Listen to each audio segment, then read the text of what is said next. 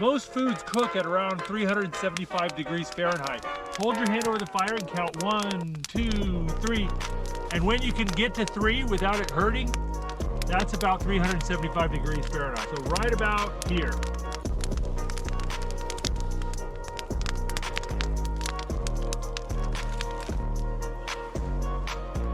As the fire kind of changes, you can need to adjust your meat. I like a little bread with my steak, so I brought along some bread dough. I made this up like a week ago. Didn't use it, so I threw it in the fridge. It's still good. We got sweet potato and cinnamon, honey butter and bread, and 2 massive chunks of seasoned steak.